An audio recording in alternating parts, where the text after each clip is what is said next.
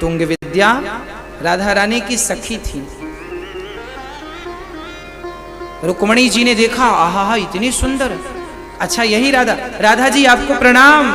तुंग विद्या बोली, मैं राधा नहीं, मैं तो राधा की सखी हूं, सेविका हूं, उनके कक्ष में झाड़ू लगाती हूं। अच्छा, रुक्मणी ने सोचा राम राम राम राम, राधा जी के कमरे में झाड़ू लगाने वाली इतनी सुंदर। आगे चली रुक्मणी मां, तब तक चंपकलता आ गई।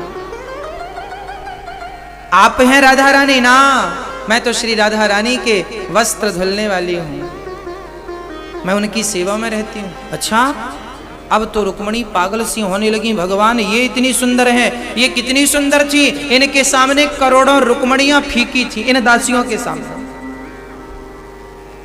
आखिरी में जब पहुंची तो ललिता देवी मिल गई। ललिता देवी को देखकर तो श्री रुक्मणी मां की आंखें बंद हो गई, इतना तेज था, नेत्र मुंद गए, बंद हो गए। आप ही राधा हैं? ना, मैं उन्हें पंखा झलकाती हूं, मैं उन्हें पंखा झलकाने वाली उनकी सेविका हूं। हाँ, अब तो रुक्मणी जी का अहंकार बिल्कुल टूट गया। अंत में जब गई, श्री राधा रानी को देखा, और राधा रानी के जब प्रेम को श्री रुक्मणी जी ने देखा, रुक्मणी मां मूर्छित हो गई।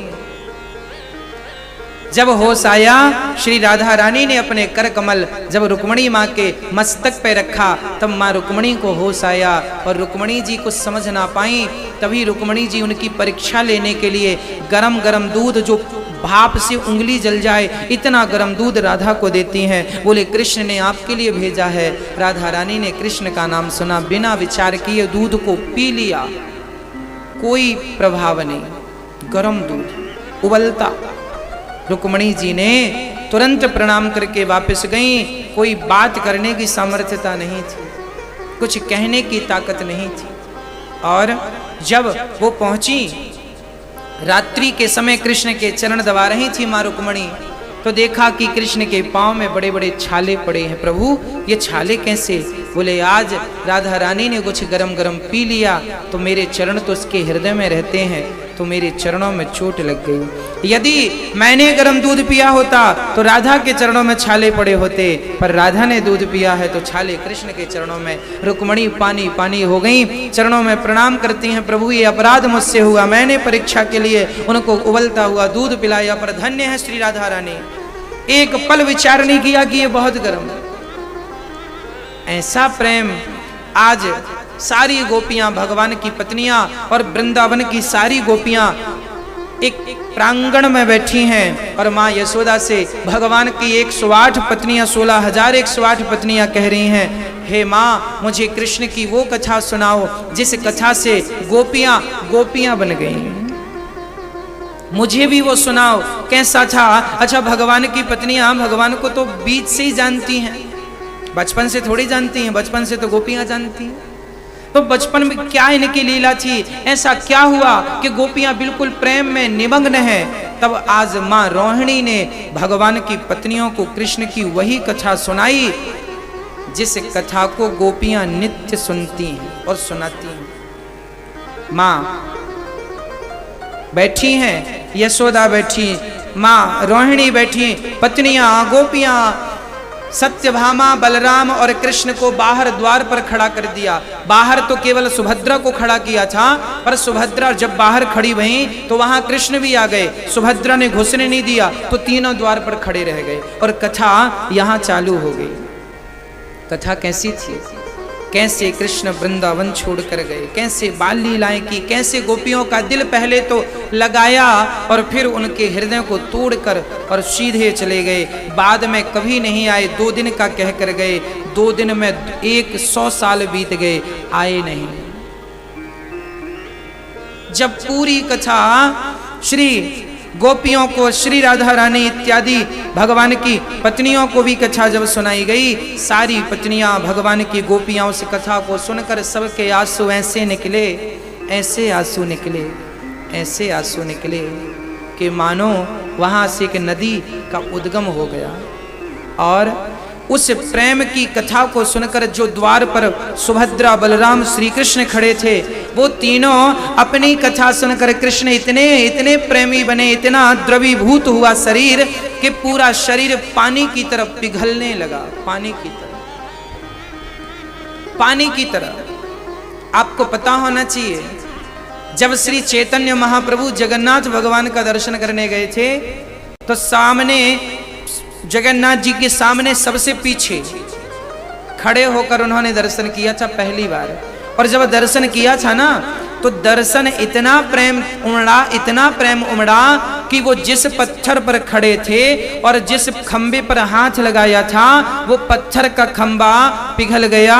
और वो पिघला हुआ पत्थर आज भी चैतन्य महाप्रभु के चरणों के निशान उस पत्थर में आज भी है। जगन्नाथ मंदिर जाएं तो चैतन्य महाप्रभु के चरणों के दर्शन आज भी उस पत्थर पे हैं, जहां पर खड़े होकर उन्होंने दर्शन किया। वो पिघल गया, पत्थर में पांव अंकित हो गए। और जिस खंबे पर हाथ रखा, हाथ धस गया तो 3 उंगलियों के निशान बन गए पत्थर पर। अर्थात प्रेम में इतनी ताकत है, पत्थर भी पिघल जाता है। आज भगवान कृष्ण पिघल गए, आंख हाथ पांव सब पिघल गए। तब तक रोहिणी माँ की कथा पूरी हुई, बाहर आई तो तीनों सुभद्रा बलराम और कृष्ण पिघले थे। रो पड़ी माँ, क्या हो गया कृष्ण, तुम्हें क्या हो गया?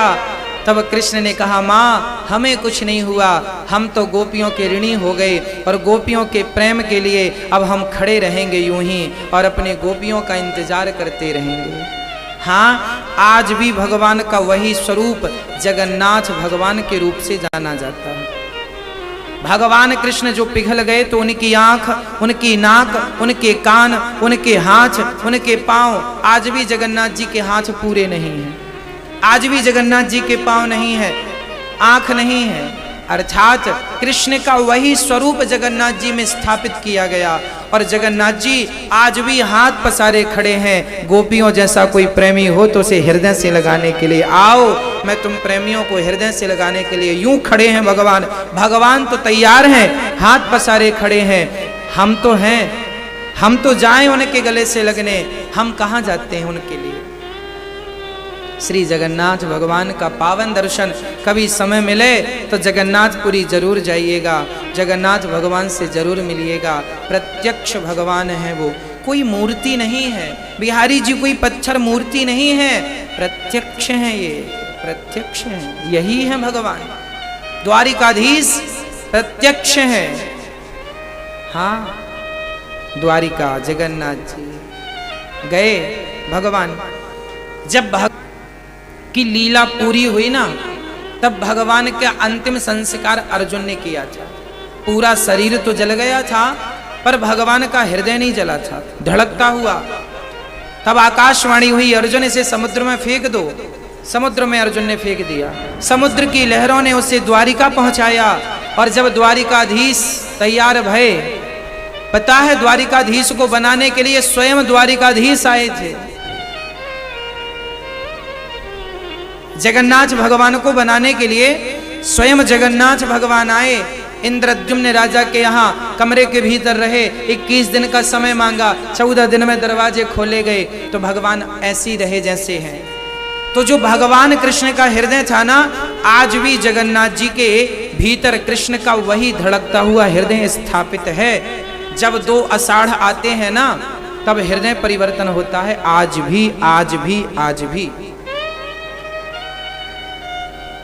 अभी 2016 में या 2014 में शायद हुआ था, तारीख मुझे याद नहीं है। अभी आषाढ़, अभी देखिए पुरुषोत्तम महीना चल रहा है ना,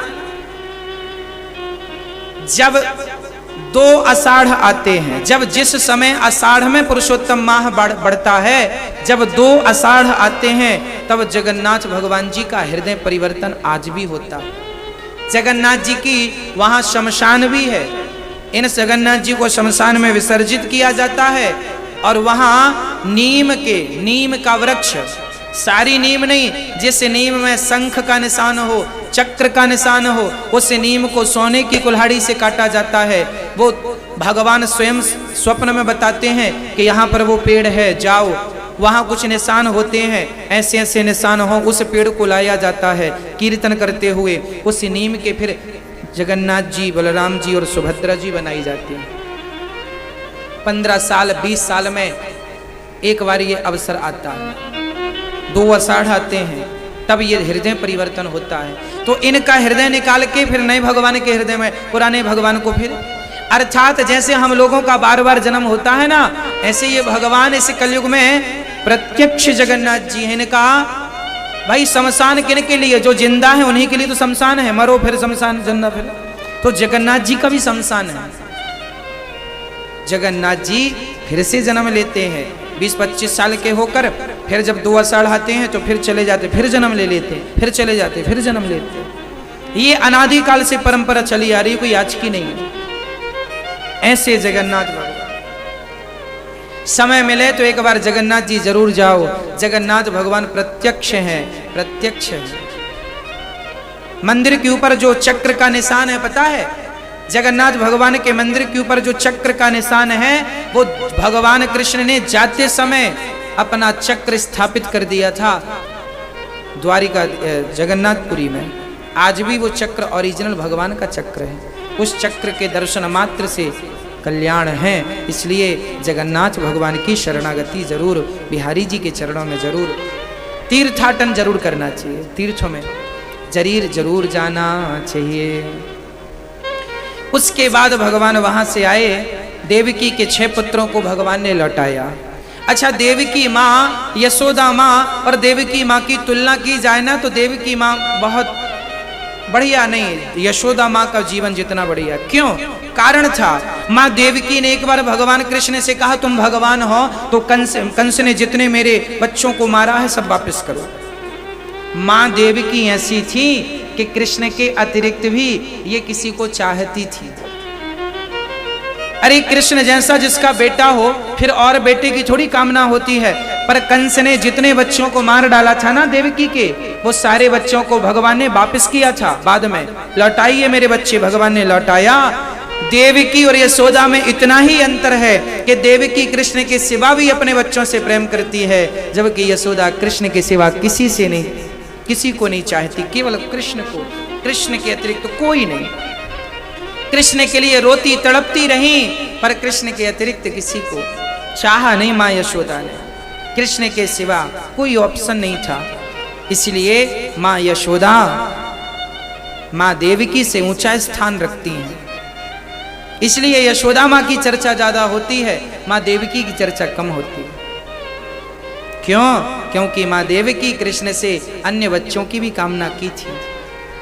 हाँ, वो तो माँ देखिए माँ ही है, फिर भी यशोदा माँ तो यशोदा माँ। एक बार भगवान के पुत्र पौत्रादि आपस में लड़के मरने का संतों से श्राप आपने पाया। नव योगेश्वरों का संवाद दत्तात्रेय जी के 24 गुरुओं के विस्तार मैंने फर्स्ट दिन की कथा में आपको सुनाया। सारे यादव प्रभास क्षेत्र में गए, उत्पाती बन गए, शराब इत्यादि का सेवन करने लगे। भगवान को लगा कि परिवार अब आताताई है, इनका उद्धार ठीक है। तब भगवान ने सारे यदुवंशी आपस में ही लड़ने लगे, तब भगवान ने सबका उद्धार किया। सब भगवान के विमान पर बैठ बैठ के निज धाम को गए। अंत में पांव में बहेलिये ने बाण मारा और भगवान भी निज धाम को चले गए। प्रिय भक्तों, भगवान को बहेलिये ने बाण मारा है। 7 दिन की कथा पूर्ण हुई। 7वें दिन राजा परीक्षित को जब भगवान धराधाम चले गए छोड़कर, तब कलयुग आ गया। कलयुग में राजा परीक्षित को 7 दिन में मरने का श्राप लगा, क्योंकि कलयुग बुद्धि में बैठ गया। जब तक आप अच्छे निर्णय लेते हैं, अच्छा काम करते हैं, तब तक समझना कि आपकी बुद्धि में कृष्ण बैठे हैं। और जब आप गलत सोचने लगे, गलत निर्णय लेने लगे, समझ लेना कि आपकी बुद्धि में कलयुग बैठ गया है। राजा परीक्षित की बुद्धि में भी कलयुग बैठ गया और बुद्धि भ्रष्ट कर दी, संत का अपमान हुआ। 7 दिन में मरने का श्राप परीक्षित को लगा था। आज 7 दिन पूरे हुए। सुखदेव जी कथा सुनाकर चले गए। राजा परीक्षित से कहा तुम मरोगे क्या? परीक्षित ने कहा मेरी मृत्यु नहीं होगी, क्योंकि मैं अविनाशी आत्मा हूं। सुखदेव जी बोले तब तो बढ़िया है। सुखदेव जी गए और राजा परीक्षित सायंकाल का सूर्य अर्घ्य देना चाहे तो पुष्प की कली पर तक्षक आकर बैठ गया और उसने परीक्षित को डसा। परीक्षित का शरीर राख बन गया, चूंकि आत्मा पहले ही परमात्मा में मिल चुकी थी, केवल शरीर था, शरीर को डसा। राजा परीक्षित की मुक्ति हो गई, भगवान के निज धाम को चले गए। भागवत जो भी सुनेगा 7 दिन में उसकी सदगति निश्चित है। भागवत सबका कल्याण करती हैं, इसलिए अभी 7 तारीख से फिर भागवत जी का पाठ है। जिनको भी भागवत जी का पाठ कराना है, आप अपने सदगति के लिए, अपने पूर्वजों के लिए और अपनी समृद्धि सुख शांति के लिए कर सकते हैं। कल्याणकारी है, भागवत का पाठ बहुत कल्याणकारी है।